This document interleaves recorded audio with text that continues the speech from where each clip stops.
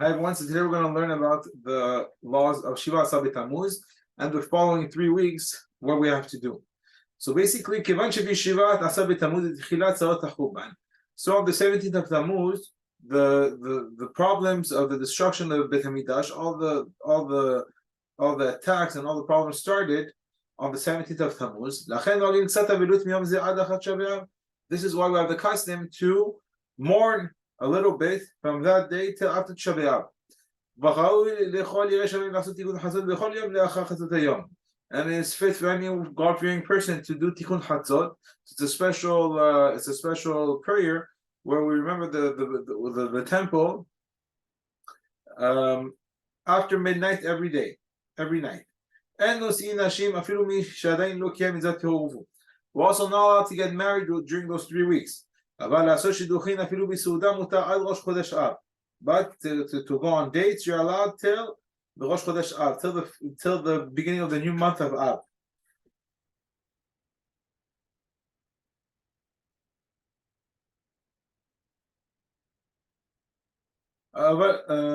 ומראש חודש ואילך, and from Rosh Chodesh and on, מותר גם כן לעשות שידוכים מכל מקום, אסור לעשות סעודה. So even though you're allowed to continue going on dates, meaning that you make you're allowed to get engaged, but you're not allowed to get married, but you're not so from Rosh Chodesh till Tisha B'Av, well, not Tisha B'Av, till a little bit before Tisha B'Av, you're not allowed to make a party. So you're not allowed to make a seudah, but you're still allowed to go on a date. But if let's say there's a little, I guess, appetizers you're allowed to eat, but you don't make a big party, because at the end of the day we have to remember that those are days of mourning. So you shouldn't be overjoyed during those days, and you should actually feel sad. And now if a Jew is a musician, he's allowed to go and play instruments. So if he works by an Jew, he's allowed to work till Rosh Chodesh to make his money. But from Rosh Chodesh till after the fast, Asur is forbidden. And the 17th day of Tammuz itself, so it's also forbidden. And also the 10th day of Tevet is Asur.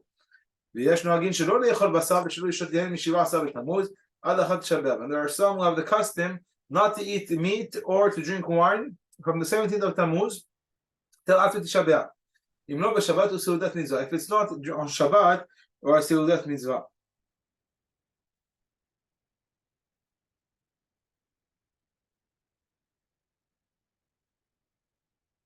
Right, and then also we see here that the custom by the Jews of Yerushalayim is actually to start from Rosh Chodesh, and this is also the custom for most people, to start from Rosh Chodesh till Tisha B'Av, not to eat any meat.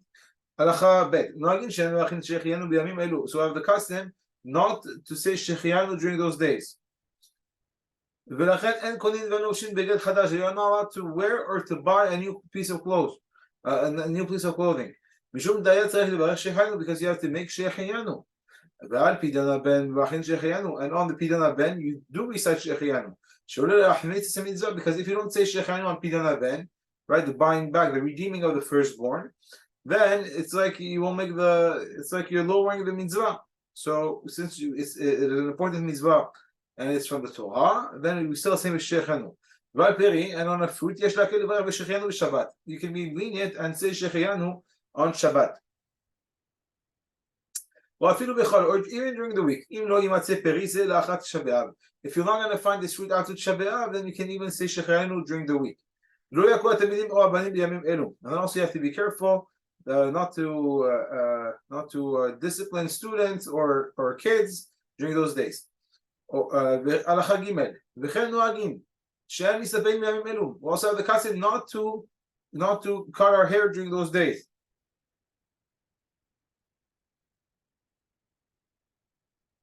Okay, but for the Sfaradim, Chazon Ovadia brings, he wrote like the Shulchan Aruch that we're allowed to cut our hair till the week that Tisha B'Av falls in. So if you're Sfaradi, you can cut your hair. So you're not allowed to cut your hair, and you're not allowed to cut your beard. And not any hair on your body. And it's forbidden for adults to give a haircut to kids. Now the mustache the mustache, קושי מעכב את האכילה, נראה לי יש להתיר לגרחו עד השבוע שחל בו תשעה באב. So if it's disturbing you to eat and you have a big mustache, then you can cut it till the week that Tisha B'Av falls. אבל בשבוע שחל בו תשעה באב, but on the week where Tisha B'Av will fall, יש risk, so it is forbidden. But here the Chazon Ovadia, he brings that as if it still bothers you, even if it's during the week that Tisha B'Av falls, you're still allowed to cut it. Cutting your nails, there's no problem. So it's only problematic on the week that it will fall on. But Rav Ovadia comes and brings that even when it falls during the week of Tisha B'Av, you're allowed to cut your nails. Right,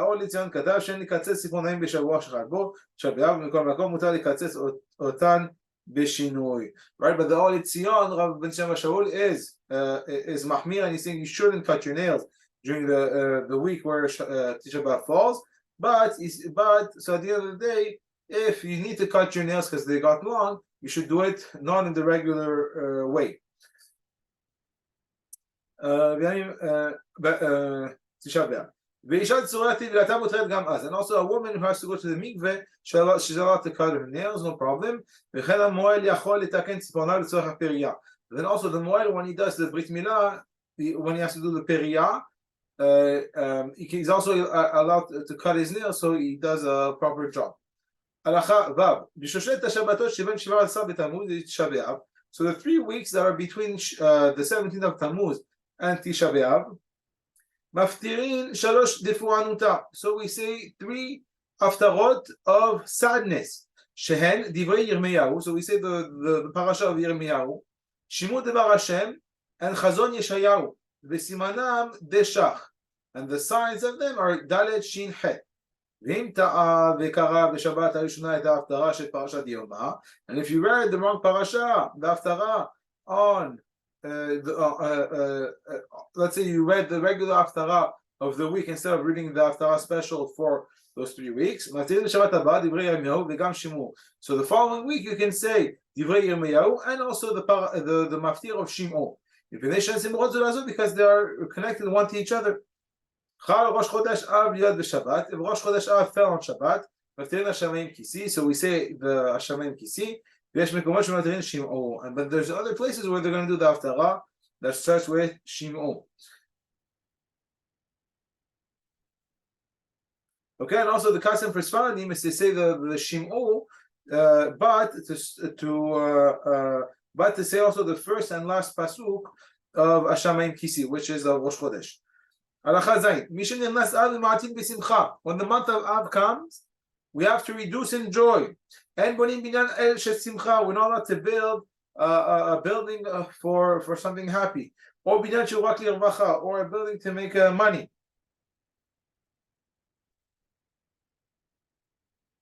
הבונה לצורך מגורים לו ומשפחתו ברוכת הילדים מותר, והאור לציון כתב שמותר לקנות דירה ולחתום חוזה בימים אלו, ועד ביום תשעה באב עצמו, וכן מותר לעבור דירה בימים אלו. לעבור דירה. So here the Holy Son says, but you're still allowed to buy a house and to sign documents, so this won't be a problem, but it's more to build.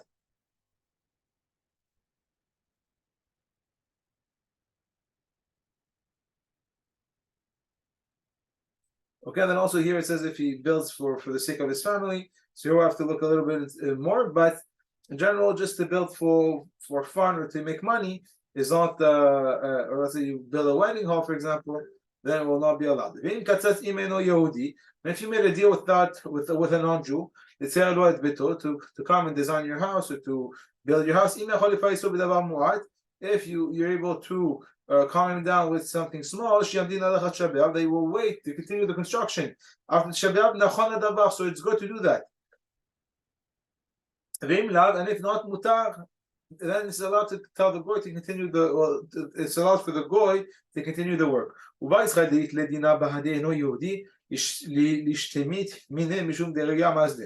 it's also not good for a Jew to go in court or any civil matter or even criminal matter against a non-Jew, because it's not a good month for the Jews. So it's not going to be a good time to win. So it's better to wait. And also we say that the month of Adar is the best month for the Jews to do those things. So if you can, you should refrain the whole month, but at least you should refrain till after Tisha B'Av. And we also do not recite the blessing on the new moon until after Tisha B'Av. The minhag for all the Jews is not to eat wine or not to eat meat or to drink wine. B'tisha yamim.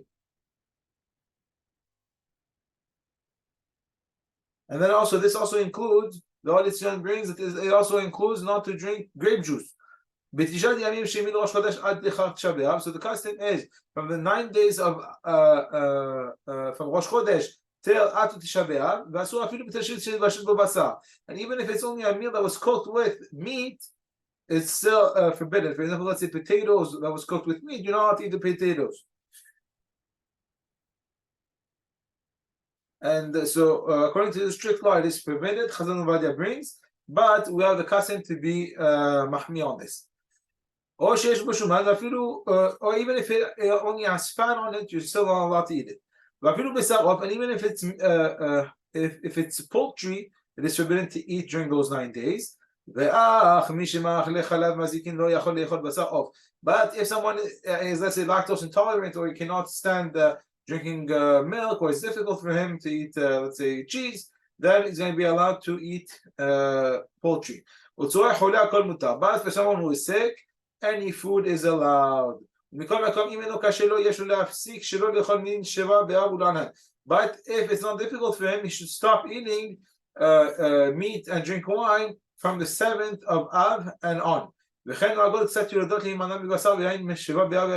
And also we have some pregnant woman or woman who just woman who just gave birth that they refrain from eating meat and wine from the 7th of Av, because on that day, the 7th of Av, this is where the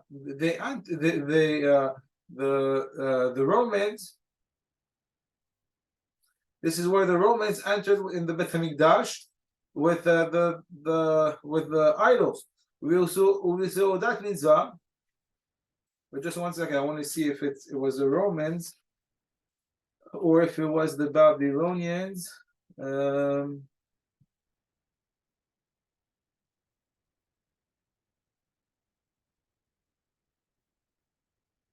Okay, we'll have to check this, but the non-Jews went and put in an idol inside the temple. We saw that mitzvah, and so that mitzvah if it's a brit milah or if it's a pidon ben, with yom masechta, or if a person finished a gemara or he finished a section of the Torah, so even during the 9 days, you're allowed to drink wine and eat meat. And except for his parents and his brothers and his kids, and except for those people that are involved in the mitzvah, you can also invite another 10 people to come and join in the event. And also Chazal Vadia brings that everyone who shows up, everyone who was invited is allowed to eat meat and drink wine, except for those who just came to eat meat and drink wine. According to the Ohr Etzion, everyone who was invited from Rosh Chodesh, everyone can come and eat meat. And on the week that it falls on, so if it's on the week that Tisha B'Av falls, it's only the people that are close, only the relatives that will be forbidden to be kosher witnesses to that person who can come and eat meat. But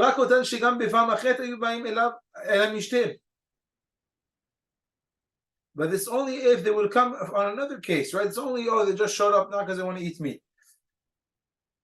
Now this is allowed even on the night before Tisha B'Av. And also the Seudah, so we have the Moroccans, we have the Tahdid, we have the ceremony with the knives, or we also have Berit Yitzchak for others. And so this is not considered a Seudat Mitzvah, and therefore you're not allowed to eat meat during that Seudah. It's forbidden to drink wine and meat, to drink wine and to eat meat. Rather, you should do a meal of dairy. And the cup of wine of Shabbat. So for Ashkenazim, if there's a boy that can eat, that will drink the majority of the cup, no, we give it to him. And if not, then the person who did Avdallah himself will eat. But the Shulchan Aruch Pasak, he says, so he says, the Shulchan Aruch, you can drink the wine if you're making Avdallah or if you're making Birkat Hamazon. You can drink the wine, no problem.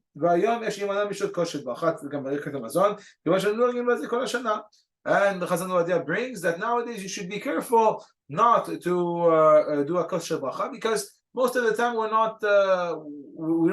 don't make sure that we drink wine after Birkat Hamazon, and therefore, since we don't do this, we don't have this practice, and we shouldn't do it during this time. But for Avdallah, there's no problem for Sfaradim to drink. And then also you're not allowed to wash clothes. B'Tisha B'Av,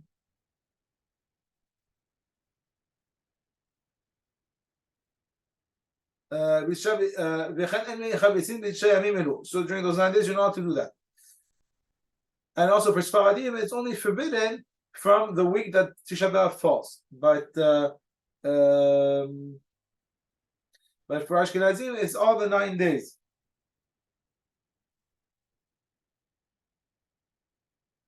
Okay? And even to wash a piece of clothing or to wash a jacket that you will not wear until after the fast. And even if you gave it to a non-Jew to do it, so let's say you go to the dry cleaners, it's also going to be forbidden. But if she's a Jewish woman, can go and clean the clothes of a non-Jew. But on the week that Tisha B'Av falls, she has to be careful. And it's also forbidden on those 9 days to wear or to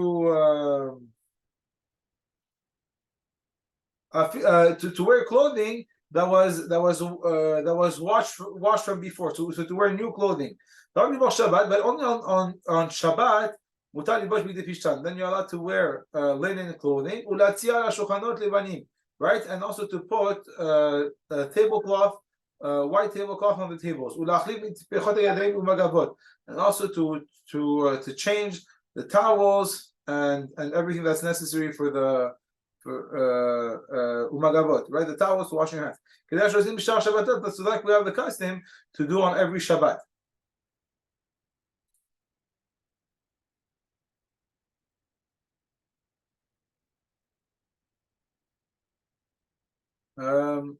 Just checking something here. Right, so before we said liatzia, so liatzia was to spread a tablecloth, like we said, or to wear clothes.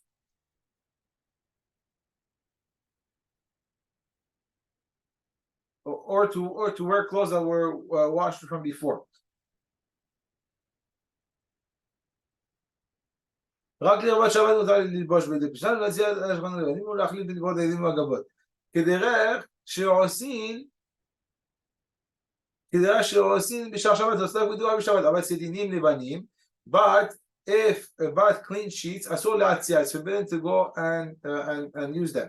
ואישה שצריכה ללבוש לבנים לספור 7 נקיים, and for a woman that has to wear white to count the 7 pure days, she's allowed to go and clean them and wear them. And also if there's undergarments also so for example, anything that's being used for kids that get, for example, let's say before they had diapers or other things that are going to get very dirty for kids. So something that you always have to wash, then you're allowed to wash for babies, and there's no problem. Okay, and here the Rav Ovadia brings, and also if someone had only one garment for Shabbat, let's say he had one suit and it became dirty, so he's allowed to clean the stain. She's saying about Shabbat because this is an honor of Shabbat. And the Olitzion wrote, if someone has a stain on his clothes, it's forbidden for him to wash only the place with the stain. So he says, if you can still go out with let's say this jacket and it's not that bad, then there's no problem to go. Then you can't wash it. But if it's going to be a bad stain where it's like disgusting to go out like that, then it's going to be forbidden. So during those days, we're not allowed to make new clothes.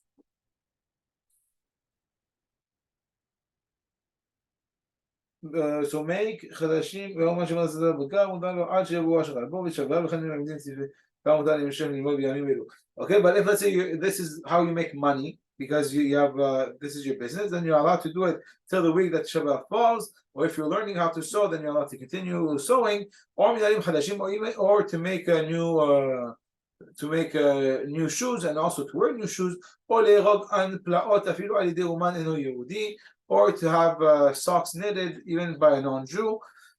If there's a real big need, for example, a wedding that will be right after Shabbat, so you're allowed to do it with a non-Jewish professional, but not with a Jewish professional. And before Rosh Chodesh, you can give it to anyone, even to a Jewish craftsman. And you can even do it after it, right? Because we said that for a craftsman, he's allowed to, let's say there's an emergency, then he will be allowed.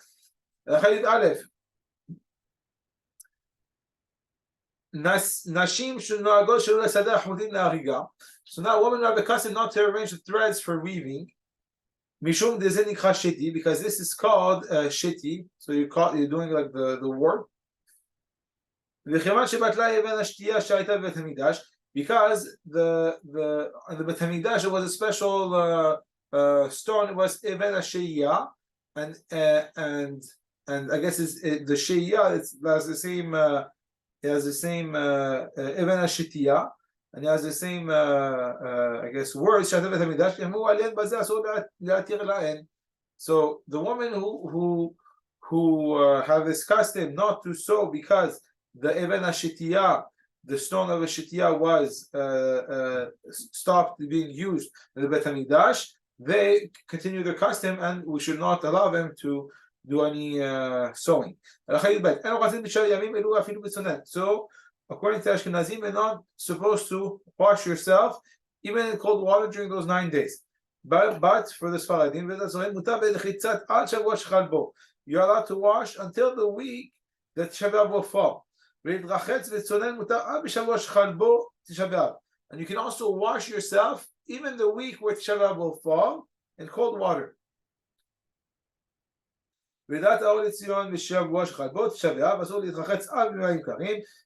to the Olitzion, the week that Shabbat falls, it's forbidden for you to wash in cold water. And the Beit Ishchai says that the minhag of Bavel is not to wash yourself till from Rosh Chodesh Av and on. But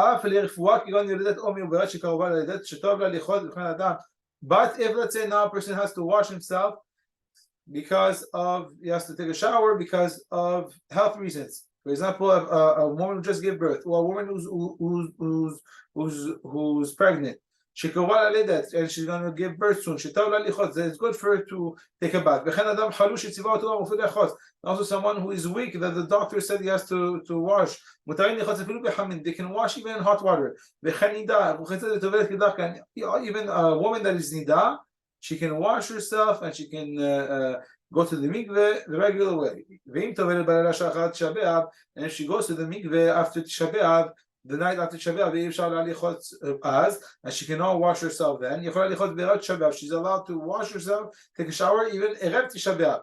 And when she's going to wear white clothes,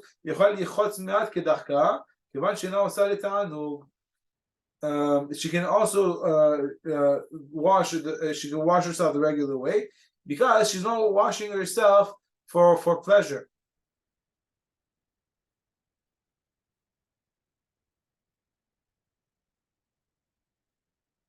Okay, so and then also during those 7 days where she has to count, then she's also allowed to wash the regular way. ראש חודש אב שחל בערב שבת, אם ראש חודש פועל גם ערב שבת, מי שרגיל לחוץ בתחמין בכל ערב שבת, מותר גם אתה לחוץ אפילו בחמין. So if a person has a custom to wash himself every Shabbat, ערב שבת, every Friday, then he can also wash himself in hot water, no problem. אבל בערב שבת חזון, but on the Shabbat before שבת חזון, אסור לחול בחמין אפילו למי שרגיל בכך. It's forbidden to wash in hot water, even for someone who has the custom of it. But for Sa'adim, you're allowed to wash even on the Shabbat, right before Tisha B'Av, even in hot water. כי אם פניו, ידיו ורגליו. So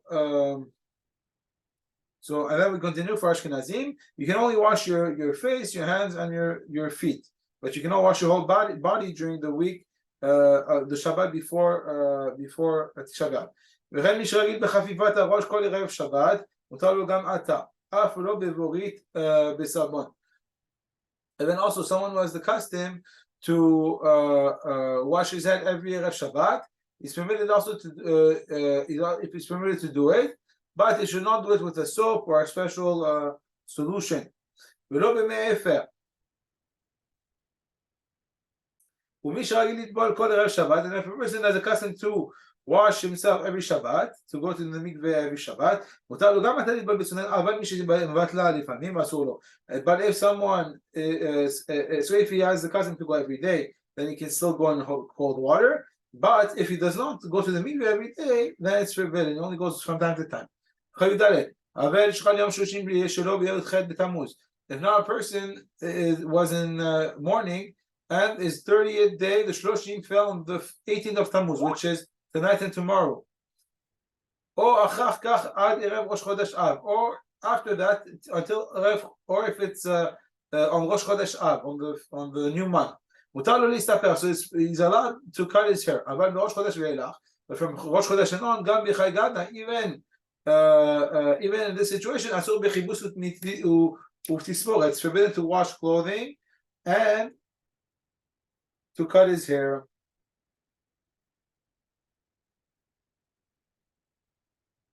Okay, and then also Chazal Ovadia brings that for Sfaradim you're allowed to cut your hair even till the week that Tisha B'Av falls on, and but however there are some people that have the custom not to cut their hair from Rosh Chodesh on.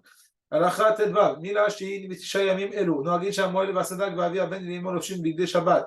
So when there's a brit milah during those days, those 9 days, the custom is for the sandak, the person who holds the baby, the aviv, the father, and the moel.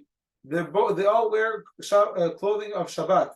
וכן מותר לבעל הברית לחתן בר המצווה להסתפר ביום שמחתם חוץ משבוע שחגו בתשעה באב. It's also allowed for the father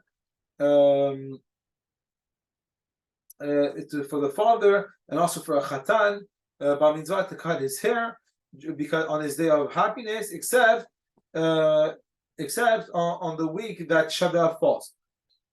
But the person who's going to bring in the child is going to be forbidden to cut his hair. The person who brings a child for the circumcision. But for a woman that brings in the boy, she's allowed to wear clothing of Shabbat because this is the way that she does her mitzvah. וגילוח יש להתיר להם קודם שבת חזון, אבל אחר כך אסור. And also we're going to allow them to we're going to allow them to have a haircut before the Shabbat Chazon, before the week that Shabbat falls, but after that it's going to be forbidden. because also in the other case we said it's a mitzvah of the woman because that's the only thing she can do. So since that's her mitzvah, then she can wear her clothing of Shabbat. Okay, we say Tet. What already said inside Tet. On Shabbat Chazon, we wear white linen clothing.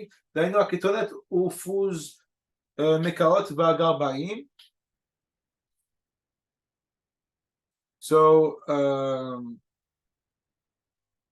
you can put undershirts, you can put socks, and you can and why can you do those things? Because because of the sweat that will come out. But any other Shabbat clothing, so it's going to depend on the custom of the place if you're allowed to change them or not. But let's say undergarments you're allowed to change.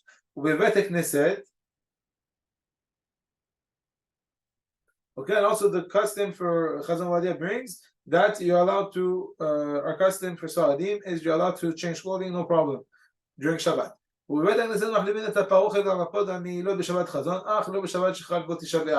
Right? And also at the synagogue we changed the parochet, so the covering of the Torah, of the Ark, and we switched them. Also the table coverings and the mantles on Shabbat Chazon, but not on the Shabbat which occurs on Tisha B'Av. So, but not on the Shabbat that falls to Tisha B'Av.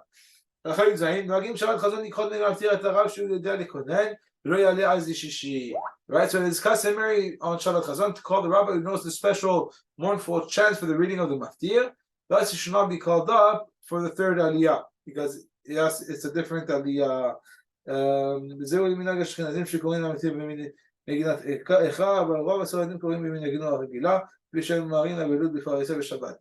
so this is for the Ashkenazim, which they make the same tune as we do for the Megillah of Echa, of Lamentations, but for Sfaradim we read it the regular way because we have a rule that we do not show any sign of mourning in public during Shabbat.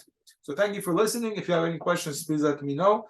And so for the next 3 weeks, we also have the custom not to listen to music and not to not to do things that are going to make us so happy, and not make big parties, and hopefully we're going to get Mashiach soon, and we won't have to do this fast, and we'll be able to celebrate the third Bet Hamikdash. So have a good day, and thank you for listening.